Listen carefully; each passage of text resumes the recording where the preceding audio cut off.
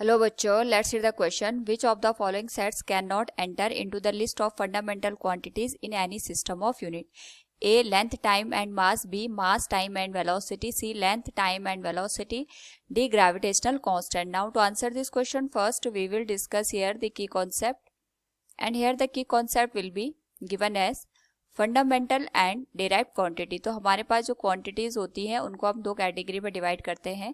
Fundamental quantities वो quantities होती हैं जो एक दूसरे से यहाँ पे इंडिपेंडेंट होती है, यानी इनका एक दूसरे से कोई रिलेशन नहीं होता है, इनका यहाँ पे सेल्फ एग्जिस्टेंस होता है. एंड सेकेंड होती है हमारे पास डिराइव क्वांटिटी. डिराइव क्वांटिटी का मतलब ये होता है जो फंडामेंटल क्वांटिटी से मिलकर यहाँ पे फॉर्म होती है.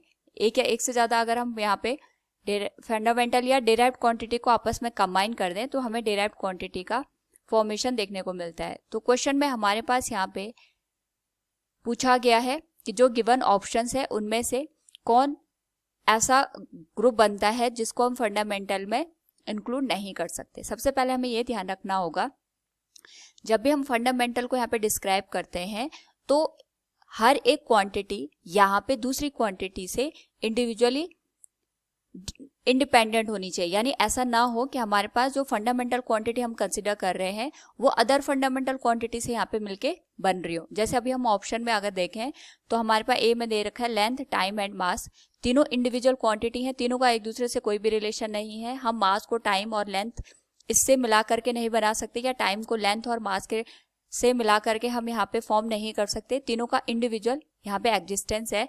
तो जो हमारे पास ऑप्शन ए बनता है that is length, time and mass. ये तो वैसे भी हमारे पास फंडामेंटल क्वांटिटी कंसिडर की जाती है, तो ये अपने आप में एक फंडामेंटल क्वांटिटी का ग्रुप फॉर्म करेंगे. सेकंड हमारे पास जो ऑप्शन गिवन है it is mass, time and velocity.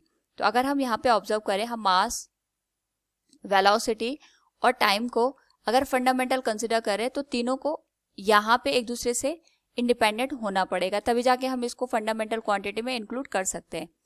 जैसे अभी हम बात करें यहाँ पे हमारे पास जो मास है और टाइम है ये तो फंडामेंटल क्वांटिटी वैसे भी इंक्लूड की जाती है.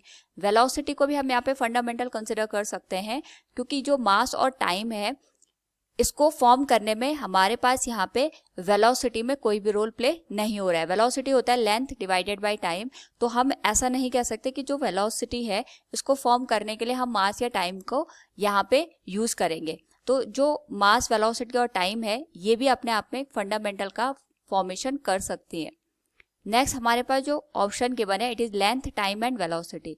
तो अगर जैसे हम लेंथ, टाइम और वेलोसिटी को कंसिडर करें तो लेंथ और टाइम तो अपने आप में फंडामेंटल क्वांटिटी है, लेकिन अगर वेलोसिटी को कंसिडर करें तो ये हमारे पास होता है distance divided by time. Distance को हम यहाँ पे लेंथ से in terms of unit represent कर सकते हैं. यानी जो यहाँ पे हम फंडामेंटल का ग्रुप बना रहे हैं उनमें से एक क्वांटिटी ऐसी है जो दो हमारे पास गिवन फंडामेंटल से ही मिलके बन रही है. तो हम ये नहीं कह सकते कि जो ये वेलोसिटी यहाँ पे फॉर्म हो रही है ये अपने आप में जो गिवन फंडामेंटल क्वांटिटी है उससे इंडिपेंडेंट है. ये इन दोनों पे यहाँ पे डिपेंड कर रही है. So we can say it can not be a fundamental quantity.